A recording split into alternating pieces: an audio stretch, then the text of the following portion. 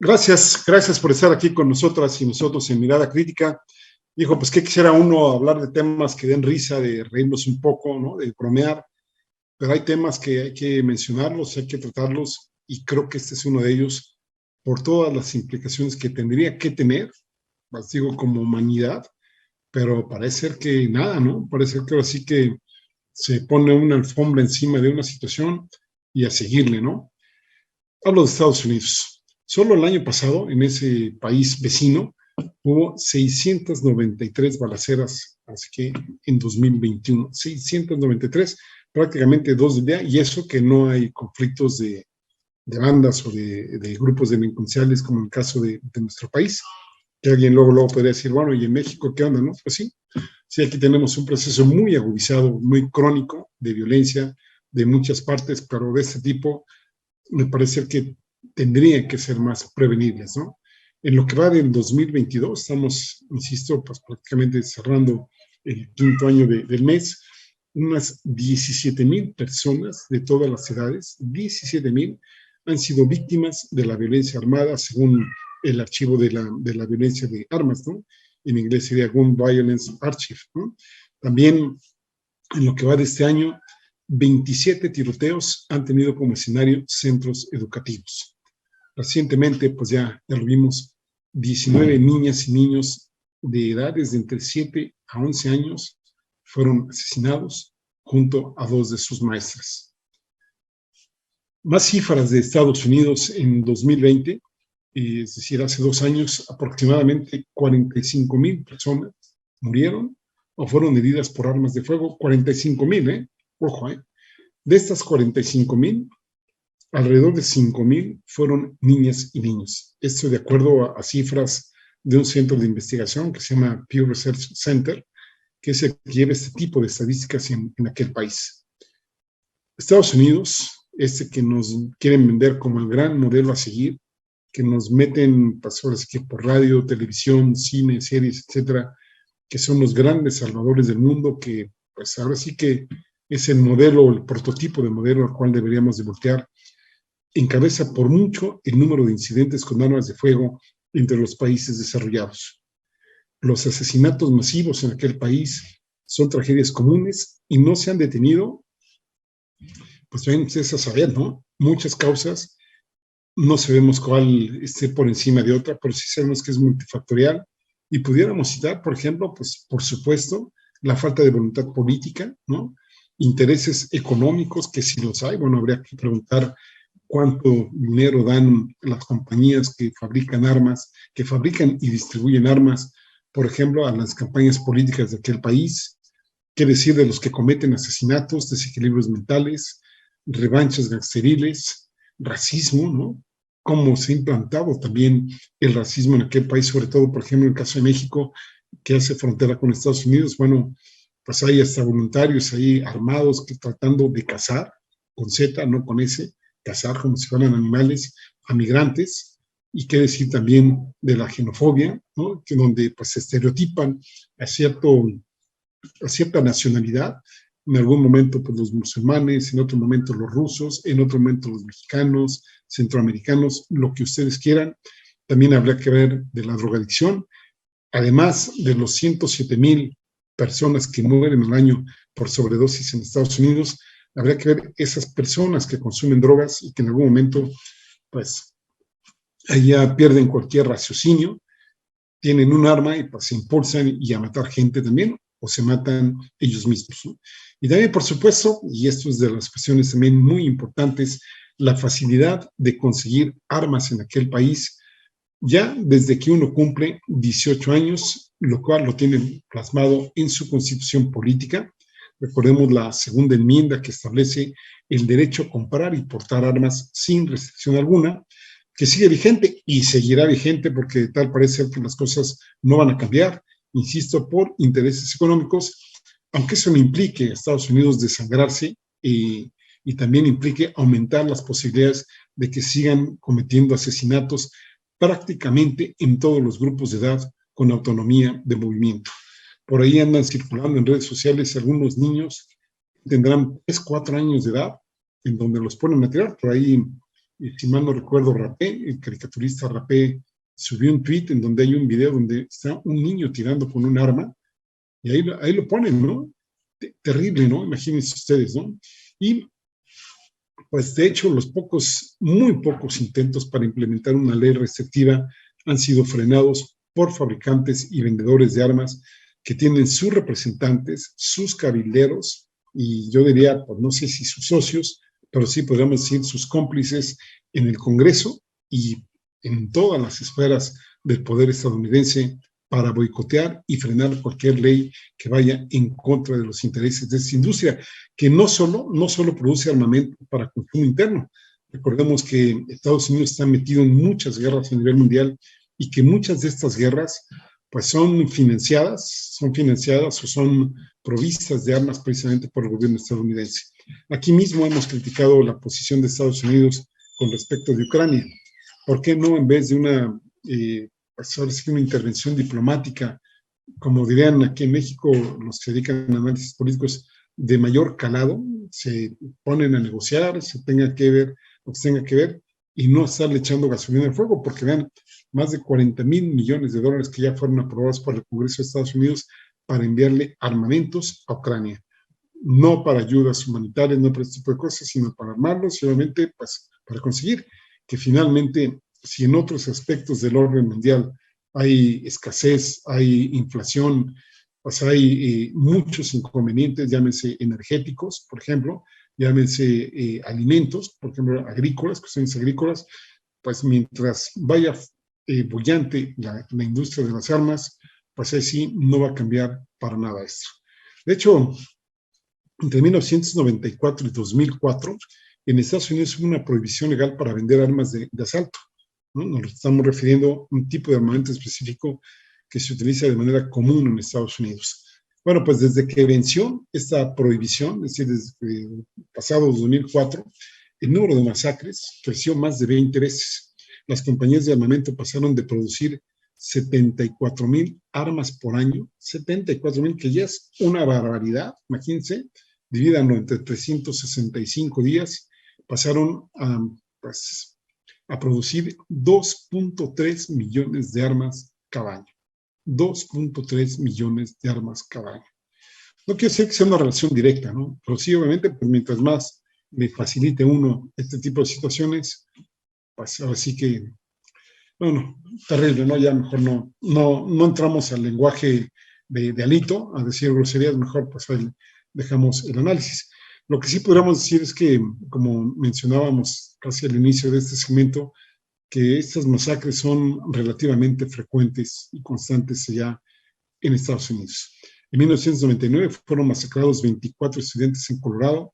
En 2007, en la Universidad Estatal de Virginia, el estudiante coreano-estadounidense Seung Hui Cho, de 23 años, mató a 32 personas e hirió a 29 armados solo con 2 pistolas, una Walter .22 y otra Glock de 9 milímetros.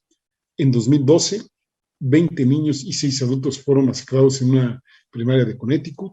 En 2017, recuerdan ustedes también, una persona asesinó a 58 personas desde una ventana de un hotel de Las Vegas, Nevada, y en Buffalo, recientemente, esto fue hace poco, Peyton Hendron, que es un supremacista blanco de 18 años, asesinó a 10 afrodescendientes en un supermercado, es decir, escogió el supermercado para básicamente las posibilidades de que pudiera afectar deliberadamente a afrodescendientes allá en Estados Unidos.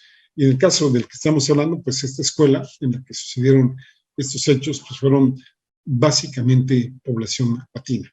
Y ahora Joe Biden, pues se rasga las vestiduras, dice que va a visitar a los enfermos, a los sobrevivientes, etcétera, y su vicepresidenta Kamala Harris dice que ya basta.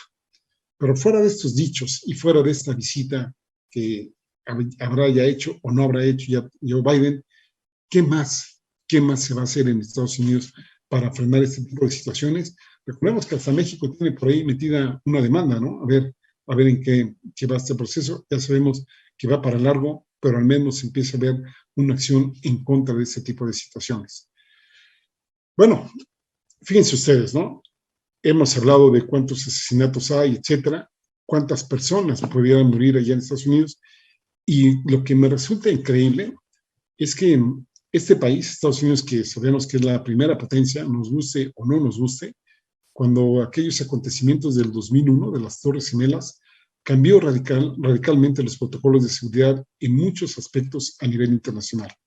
Las cifras oficiales de aquella pues, catástrofe, de aquella más que lamentable catástrofe de las Torres Gemelas, fueron de 2.400 y pico de muertos, es decir, sí hubo una alta letalidad.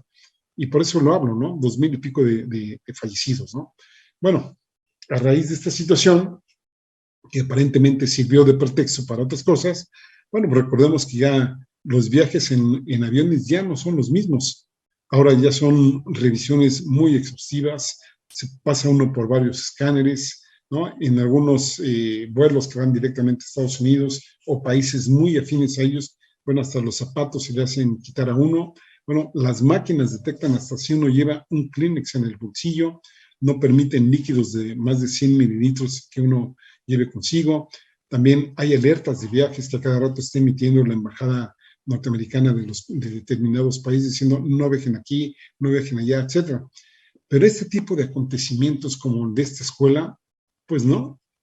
Y creo que aquí sería un muy buen ejercicio, triste ejercicio, pero decir cuántos murieron aquí, ya nos citamos 2.400 y pico, y cuántos mueren en este tipo de masacres allá en Estados Unidos. Y los 2.400 sí, pero los miles y miles de personas que mueren por esta otra forma, eso sí, no mueven un dedo, un ápice para cambiar esta situación. Es decir, hacen nada para evitarlo. En esta masacre reciente del 24 de mayo en Uvalde, Texas, Salvador Ramos estuvo escribiendo mensajes en redes sociales. Por ahí comentaba, tengo un pequeño secreto, te lo voy a contar antes de las 11. Le escribió a una niña con la que chateaba hacía varios meses y que en ese día le escribió pues alrededor de las 7 de la mañana.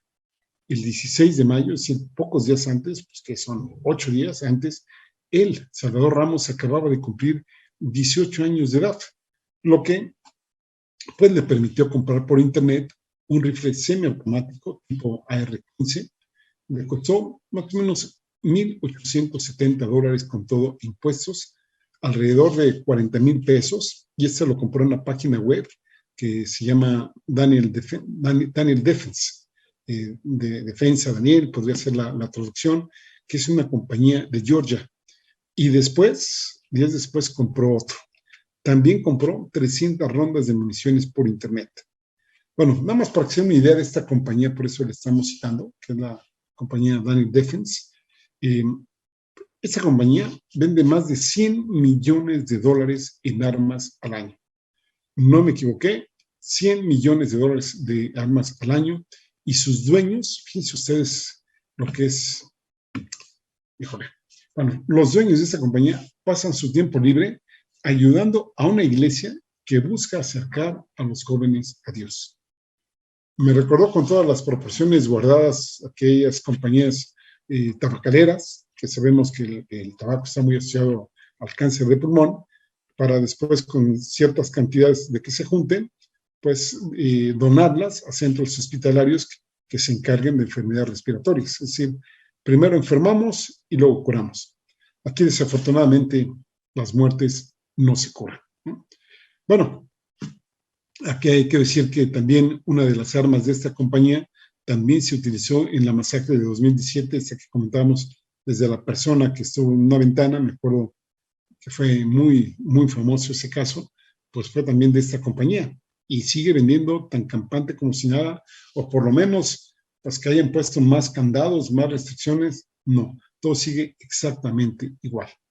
Y en algunas compañías se supone, o tendría que ser en todas, que para la compra de armas pues piden una prueba de edad, antecedentes criminales y de salud mental, pero pues de acuerdo a lo que vimos, pues ya ni eso piden, o a lo mejor el mismo dependiente que vende estas cosas, o las mismas máquinas, porque ya a veces no entran ni siquiera las personas ya, sino ya son pues todas iteraciones, ¿no? Ya son programas informáticos que ya venden estas cosas, y pues ahí va esto, ¿no?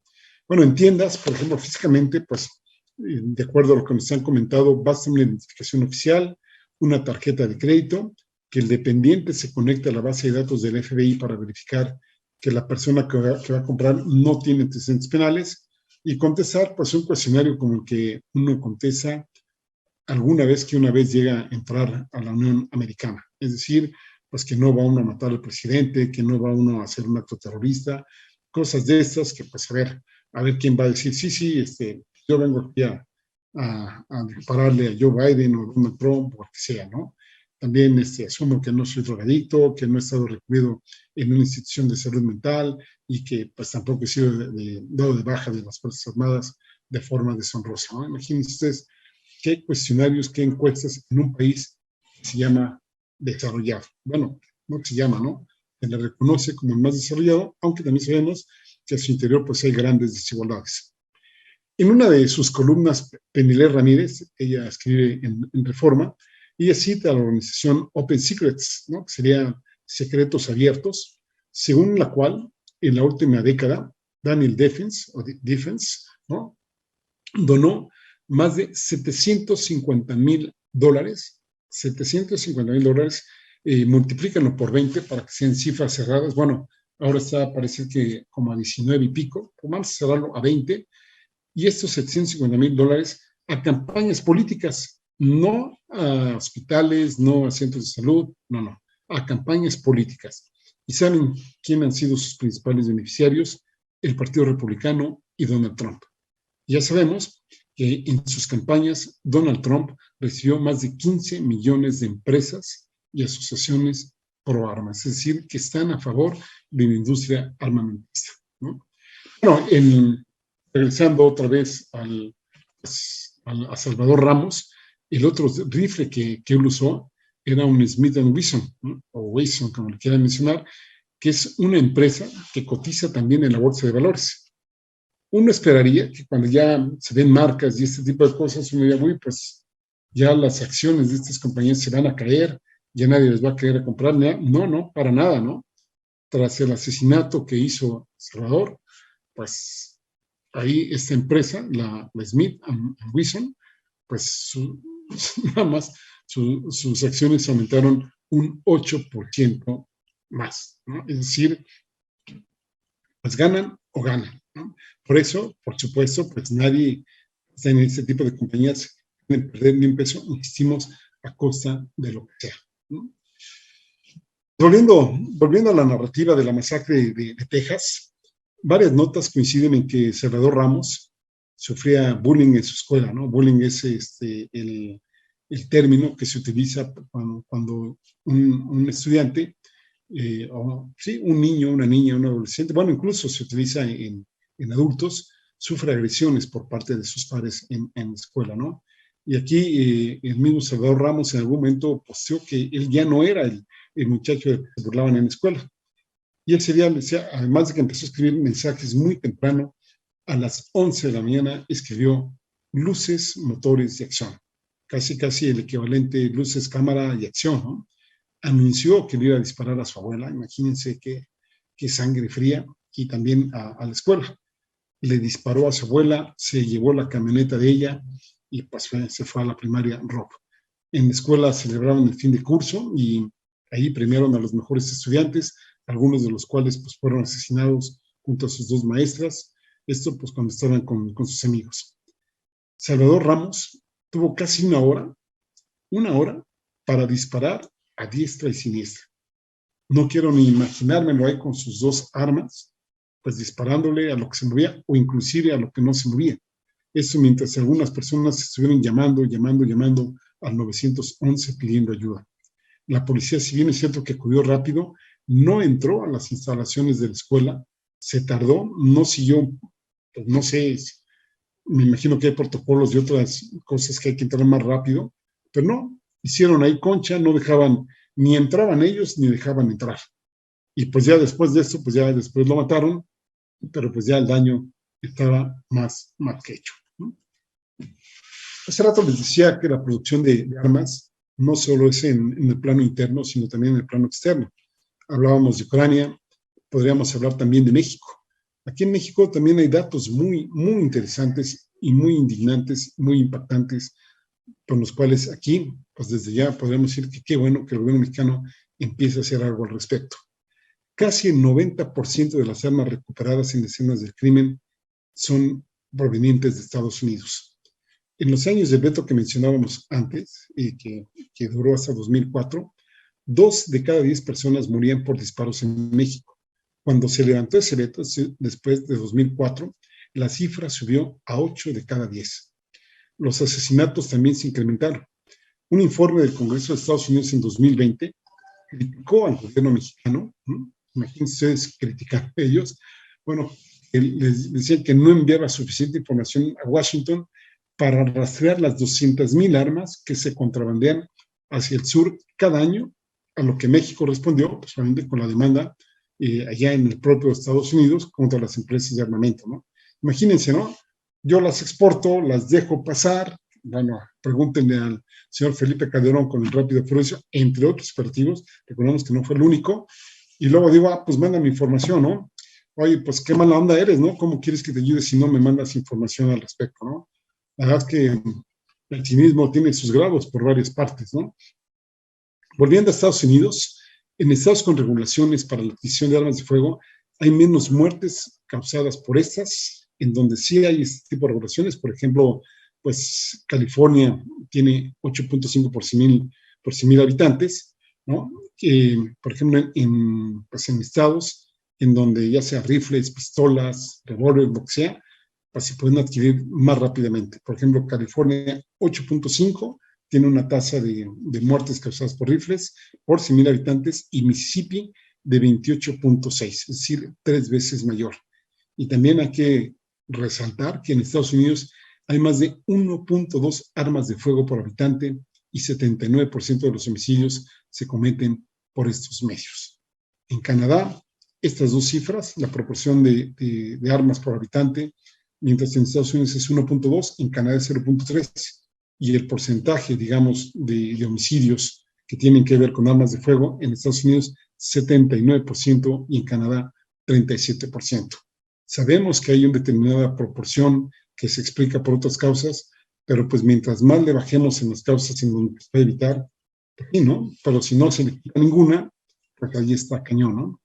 Es tan terrible la situación en Estados Unidos, y sobre todo en grupos de edad específicos, sobre todo en los menores de edad, aquí estamos hablando de los menores de 18 años, que las muertes por armas de fuego ya superaron a los accidentes de automóvil, a los accidentes por automóvil como principal causa de muerte entre la población, decía, menores de 18 años. 4,368 niños y adolescentes de hasta 19 años fallecieron por causa de disparos en 2020, con una tasa de 5.4 por 100,000 de ese grupo de edad.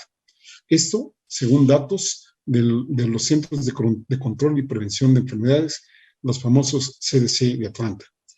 Casi 60% de las muertes de este grupo, de las 4,368, fueron homicidios. 30% fueron suicidios, 3% fueron decesos no intencionados, y 2% corresponden a intentos no esclarecidos. Una pequeña cifra también la categorizaron como una intervención legal o autodefensa, es decir, defensa propia.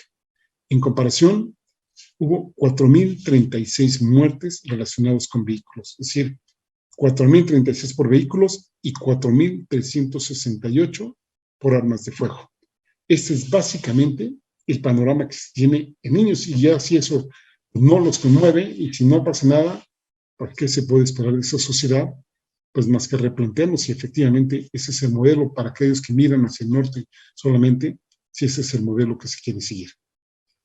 El hecho es que en este tipo de muertes la brecha se ha ido cerrando desde que en las últimas décadas se mejoraron las medidas de seguridad en tránsito, por ejemplo, el cinturón de seguridad, los límites de velocidad, etcétera, mientras que las muertes por armas de fuego, pues esas sí han ido creciendo porque se es muy laxo en este tipo de políticas. En el New England Journal of Medicine salió pues una carta de algunos autores donde señalan que desde los años de la década de 1960 continuos esfuerzos estuvieron dirigidos a evitar las muertes por vehículos de motor, pero que pues contrastan con la situación con las de armas de fuego, cuyas reglamentaciones pues han sido cada vez más flexibilizadas.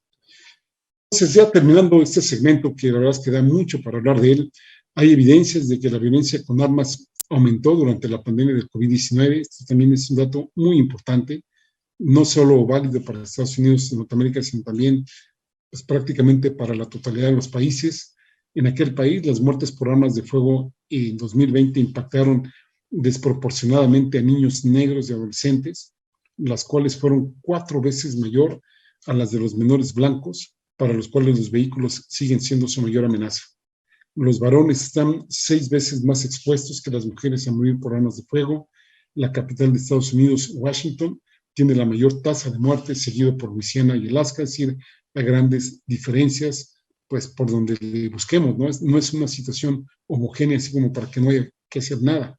Tiene que ver, como decíamos al inicio, cuestiones raciales, xenófobas, socioeconómicas, etcétera, ¿no? ¿Qué podemos hacer? Pues hay que buscarle, hay que ver qué onda, qué pasó, qué sucede con la prevalencia de enfermedades mentales severas, a menudo consideradas causales de tiroteos masivos, pero que no explican la totalidad de este fenómeno. Sabemos, o bueno, no sabemos, está escrito por autores que se dedican a este tipo de análisis, que en lugares donde hay prevalencia de cierto tipo de enfermedades mentales más altos que en otros, no cambia significativamente, digamos, la tasa de mortalidad que tiene que ver con la violencia por armas de fuego. Es decir, se explican por otro tipo de situaciones.